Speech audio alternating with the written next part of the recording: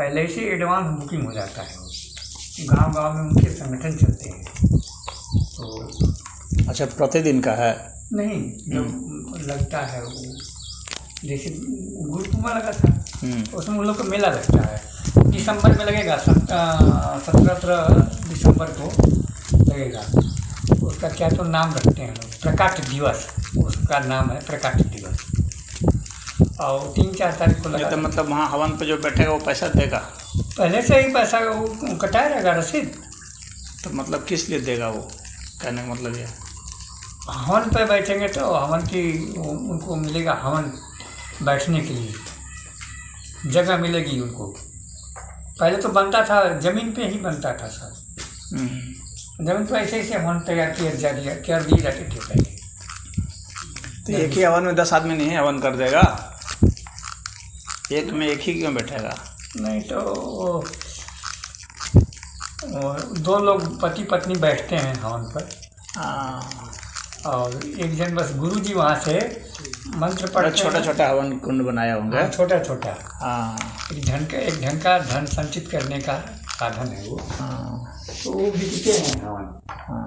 अंदर का है, जब ज़्यादा हवन रहता है खरीदने का, पहले जैसे हो जाता है कि लाभ हो जाता है। ये अच्छी पाली 5,000 एक हवन कुंड का, 5,000 रुपया, मतलब 5,000 एक हवन कुंड का वो हुआ है। बोली लगी है, नीलामी हुई है। इतने हवन कुंड रहेंगे, कौन कौन खरीदेगा? हर गांव से लोग अपना जितने भी चीला भक्त वगैरह हैं जहाँ जहाँ के, कि हमारे गांव के 10 लोगों को खरीदवा दिया जाए, वो अपने यहाँ से 5 लोगों को खरीदवा दिया। उसमें बहुत चीला है लोग। तो फला गाँव के भाई फलाने तहसील के, फलाने ब्लॉक के और फलाने गाँव के 5 हवन है तो 10 हवन है, तो ऐसे ऐसे पहले वो वहाँ हो जाता है, इलाट हो जाता है। तो कम पड़ जाता है, जिससे हवन ज़्यादा बच जाता है तो कीमत उसकी घटा दी जाती है। 501 भी रुपया का। हवन कुंड की संख्या का मतलब हजारों में होंगी? हाँ, हवन कुंड की संख्या तो अबरे 2,500, 4,000, 5,000, जिससे 5,000 तक होती है। और उसी में लोग बैठेंगे, उतना एक आदमी उतना रुपया देगा। हाँ, सबकी कोई 10,000 का है तो जिसे 10,000 का तो गुरु जी के नज़दीक लोग रहेंगे, और थोड़ा सा और कम का है 7,000 का तो थोड़ा पीछे रहेंगे, 5,000 का तो और पीछे रहेंगे, और 1,000 वाला तो और पीछे रहेंगे। तो उसमें उतना उनका खर्चा बैठता है कि उतना लेते हैं? कितना खर्चा बैठता है? मतलब हवन सामग्री एक पर एक पंडित भी बैठाए रखे होंगे? नहीं, हाँ, खाली एक जन बोलेंगे, सब मंत्र बोलेंगे, आय नमः स्वाहा। जब वो बोलेंगे तो सब लोग उसमें आय नमः स्वाहा अपने हवन कुंड में गिरा दीजिए। गुरु जी जब बोलेंगे वहाँ से, गुरु जी जानते हैं सर, पाठ जानते हैं, उनके चेला भी है लगा। तो वो अपना मंत्र पढ़ेंगे, मंत्र पढ़ के बोलेंगे वो स्वाहा, तो सब लोग उसमें उठा के बोलेंगे स्वाहा। अच्छा, तो वहाँ ये देखें तो हवन सामग्री वही देते हैं कि हवन सामग्री? जितनी भी सामग्री रहेगी सब आश्रम से ही मिलेगी। अच्छा, उसकी दुकानें अलर्ट रहेगी, पहले से ही दुकानें रहती हैं। तो हवन सामग्री जो भक्त लोग जाते हैं वे खुद खरीदते हैं कि वहाँ से अपने से दिया जाता है? खरीदते हैं लोग। खरीदते हैं जी। तो हवन सामग्री भी खरीदेंगे और उसके बाद पैसा भी देंगे? वो हवन का तो जो अग्नि कुंड है, जो हवन कुंड है, उसका तो कीमत देगा ना ही पड़ेगा। वो पहले से रसीद कटी रहती है। तो 1 नंबर, 2 नंबर, 3 नंबर, कौन 2 तो नंबर। आप पूछे नहीं कि इतनी कीमत क्यों है इसकी? चेला लोग पूछे, बड़े बड़े धनाढ़ पूछे। हमको उसमें पूछने की क्या जरूरत? राम झरोके बैठ कर सबका लहरा ले। एक तो राजस्थान का लड़का आया था। नहीं तो फिर तो ये वो हो गया ना, इसका कोई तार्किक आधार नज़र नहीं आता है पैसा लेने का। भक्त से पैसा लेने का कोई तार्किक आधार नज़र नहीं आता। आप पैसा ले रहे हैं, जैसे मान लीजिए कि इसलिए ले रहे हैं कि चलिए यहाँ पर ये बिल्डिंग बनेगी, यहाँ ये बनेगा, तो फिर पैसा ले रहे हैं, तो वो बात समझ में आती है। हाँ, वो तो बन ही रहा है। हाँ, वो स्वर्वेद महामंदिर, एक ही संकल्प है, स्वर्वेद महामंदिर महान। हाँ, नहीं तो ठीक है, तो उसके लिए पैसा ले रहे हैं तो वो तो बात समझ में आती है, चलिए मंदिर बनाने के लिए पैसा ले रहे हैं तो वो ठीक है। लेकिन यहाँ पर जो है हवन का, हाँ हवन का, के लिए। वह तर्क समझ में नहीं आ रही है बात। नहीं तो वो हवन ना उस समय हवन कुंड पर जो बैठता है तो हवन कुंड की अलग अलग कीमत है। जब वहाँ पंडित भी उस नहीं दिया जा रहा है हवन कराने वाला, पंडित तो नहीं है। हाँ तो होता भी नहीं है। हाँ तो पुरोहित का भी पैसा वहाँ नहीं लग रहा है, पुरोहित है ही नहीं। अच्छा, हवन सामग्री भी खुद ही खरीद रहा है, आश्रम की तरफ से तैयार रख लेती है। हवन सामग्री भी खुद ही खरीद रहा है बेचारा। हाँ खरीद। तो फिर उसका फिर क्या तर्क है कि पैसे इतने देने पड़ेंगे? भाई वहाँ मान लीजिए, अब आपसे पूछना है कि हवन से क्या लाभ होगा? नहीं, हवन से लाभ का क्या, मैं यहाँ नहीं पूछ रहा हूँ, मैं पैसे का पूछ रहा हूँ। वो ऐसा है अपने हवन से कुछ लाभ भी हैं, ये बात नहीं है कि बिल्कुल लाभ नहीं है। हाँ। हवन से लाभ भी हैं, लाभ ही। हाँ वैज्ञानिकों ने खोजा है कुछ लाभ।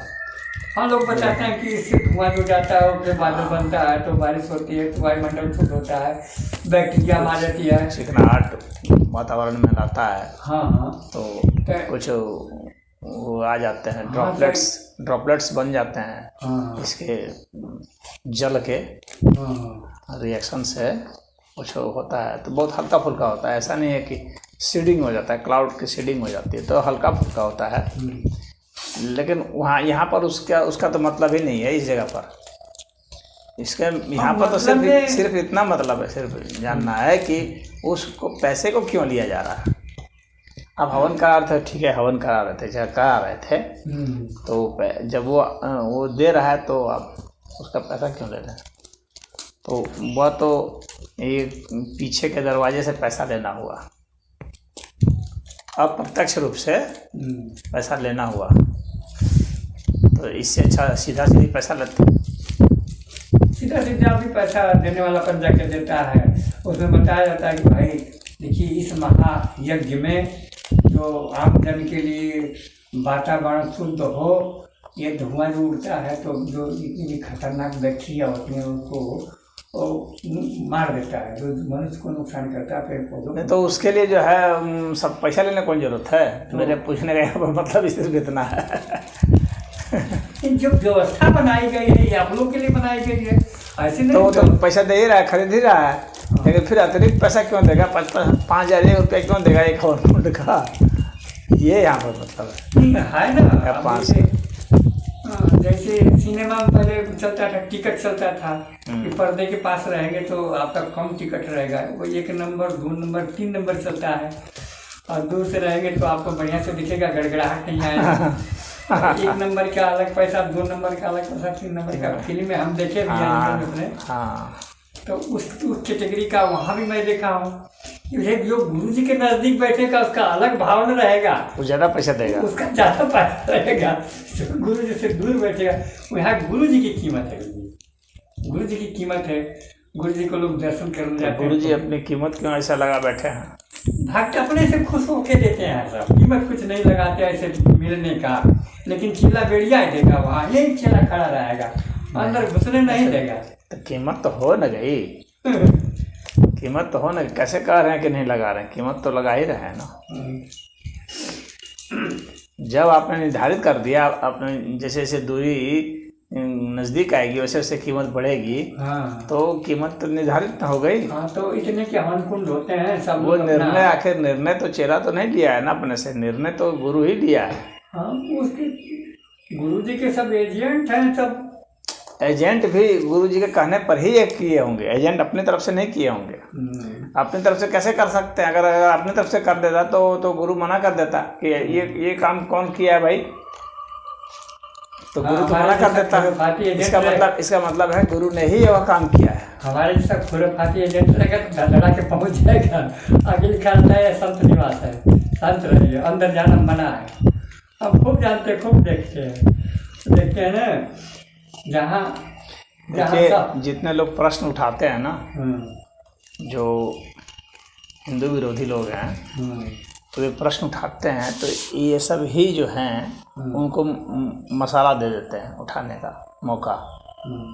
इस तरह के चीज़ को आप डिफेंड नहीं कर सकते, बचा नहीं सकते।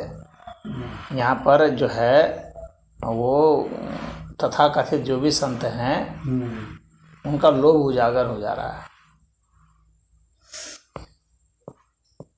वो 30 लाख की गाड़ी से चलते गुरुजी, वो 30 लाख नहीं 30 करोड़ की गाड़ी से चल रहे हैं। लेकिन तो भी परेशानी उनकी अब आएगी ना तो कुछ कर नहीं पाएंगे। हम खुद जानते हैं कि खूब महान भोग खात होकर खूब उनके चेला 3 से चेला लेके चला हुआ है। ये तो चेला तो बराबर जब गुरुजी आ जाते हैं अंदर रहते। अब बताइए, संत का मतलब ज्ञान त्याग होता है, अब उसके बाद फिर 30 करोड़ की गाड़ी या 30 लाख की गाड़ी जो भी है चलने वाले चल रहे हैं, तो उससे तो उनके संतत्व की हानि ही है ना। उनके संतत्व का उससे लाभ तो नहीं है। वो जो पैतृक जमात में जो बलिया के रहने वाला सदाफल जी, उनकी पीढ़ी दर पीढ़ी वहाँ से मतलब एक ढंग का जैसे राजा राज्य करता है उस तरह से वो लोग राज्य को बैठे हुए हैं। उनका लड़का एक मंदिर पे रहता है, उनकी बहन का लड़का एक जगह रहता है। वो एक तो वहाँ खोला हुआ है सर्फ बनाने का कारोबार, मतलब सर्फ बनाती है और नहाने का और धोने का साबुन बनाती है। सारनाथ में बात करता हूँ, सारनाथ में है। उसके जो भी कर्मचारी हैं वहाँ काम करते हैं, खाने के लिए वहाँ आश्रम पे आते हैं। तो आश्रम पे का सिस्टम ये है जी ना, वो जो शिष्य बनाया जाता है मतलब ऐसों के प्रति भी श्रद्धा हो जाती है। मैं अजीब देखता हूँ जी, ऐसों के प्रति भी श्रद्धा हो जाती है लोगों में। तो मैं देखता हूँ कि लोग जो है, इसका मतलब लोग वास्तविक श्रद्धा लोग जो है गाड़ी में रखे हुए हैं, वास्तविक श्रद्धा लोगों के धन में है। हाँ, शास्त्र का बोध नहीं है। शास्त्र में तो कहीं नहीं बताया गया है कि संत को जो है बहुत संपत्ति इकट्ठी कर लेनी चाहिए, वहाँ तो मना है। परिग्रह को शास्त्र में मना किया गया है, संत के लिए वो सब मना है। संत को सामान्य जीवन जीना चाहिए। तो वो राजा महाराजा हैं, वो राजा महाराजा हैं। तो इसको संत मत कहिए ना, राजा कहिए। राजा का है, हमने कहा कि ढक्की ये लोग राजा हैं। फिर संत का नाम को क्यों बदनाम करना? कहने का तात्पर्य है। वहाँ के चेला से मैंने पूछा, कहा कि भरत भाई यहाँ ऐसे ऐसे लोग पड़े हुए हैं जिनको 2 टाइम का भोजन नहीं मिलता था, 1 टाइम भोजन मिल जाता था, दूसरे का ठिकाना नहीं। कि यहाँ ऐसे ऐसे लोग बेचारे आए हैं गुरु के दरबार में, उनको किसी चीज़ की कमी नहीं है।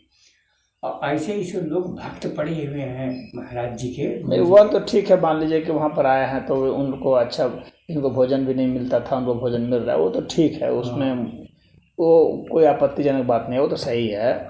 जिसको खाने को नहीं मिलता उसको खाना मिल रहा है, और कुछ लोगों को रोजगार भी मिल रहा है, वह तो सही है। वहाँ उसमें कोई दिक्कत नहीं, रोजगार मिलता है। हाँ, जैसे मान लीजिए किसी को रोजगार नहीं मिला है और वहाँ जैसे मान लीजिए मंदिर बन रहा है तो बहुत लोग जो काम करने वाले शिल्पकार हैं उनको काम मिल गया, राजमिस्त्री को काम मिल गया, मजदूरों को काम मिल गया, देख रेख करने वाला सुपरवाइजर है उसको काम मिल गया, काम मिल रहा है तो वह तो ठीक है, उसमें तो कोई दिक्कत नहीं है।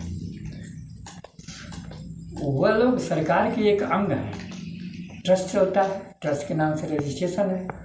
उसमें मेरी समझ से जी उनको ये करना चाहिए था, तो उनको अपना जीवन सादा रखना चाहिए था। तो सादा कपड़ा पहनते हैं, अपना जीवन खड़ा कपड़ा पहनने से, सादा सफेद रंग से मेरा मतलब नहीं है, कपड़ा पहनते हैं शादी ब्याह वाले रंग से मेरा मतलब नहीं है, कपड़े का रंग से मतलब नहीं है। मेरा मतलब है कि जीवन की सादगी।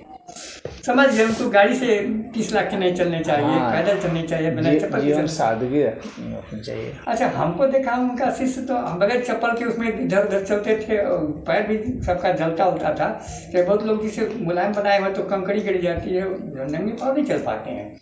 मार हम इधर उधर धपट भट जाते थे, फ्रिज बटन पानी जाते थे। तो उनका जो शिष्य था उनके साथ रहने वाला जो हवन वगैरह की विद्या जानता है, तो हमको कहा कि अरे उधर जल रहा है, आपके कोई बात नहीं है, और महाराज जी आने वाले हैं। अच्छा, सेवा भाव में लगे हुए थे। एक दिन सुबह सुबह बोला कि जरा सा लकड़ी लेके आइए, डब्बा पढ़ रहा था मंत्र और डब्बा तो मैं कहा सब इसमें घी ले, तो हम गए घी भर की व्यवस्था जी से मांगिए, लकड़ी ले आए। तब वो अपना मंत्र पढ़ने लगा, हम बैठ गए हवन।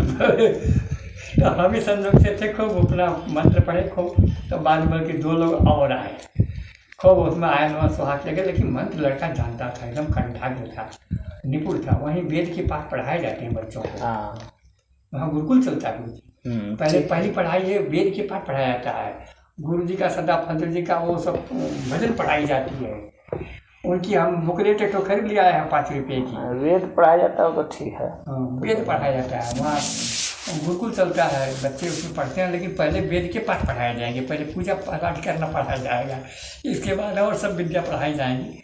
डॉक्टर बनने लायक है, मास्टर बनने जो भी बनने लायक है। आश्रम में ऐसे खोला है, चिकित्सालय खुला है, विद्यालय खुला है। तो आश्रम में अपना नौकरी उनको मिल जाएगी, कहीं नहीं मिलती है। यदि आप बाहर जाने के लायक हो गए, बाहर नौकरी मिल गई तो कोई बात नहीं, चले जाओ। नहीं मिलती है तो आश्रम में ही मिल जाएगा, कम मिलेगा पैसा, आश्रम का हिसाब से मिलेगा। वहाँ बहुत सब देखे हैं। तो हम भी औषधालय भी है। हाँ, औषधालय जड़ी बूटियों की दवा बनती है, वहाँ लोग तैयार करते हैं, लगी है, मशीन वगैरह लगी है। पहले हम गए तो मेरा मित्र था,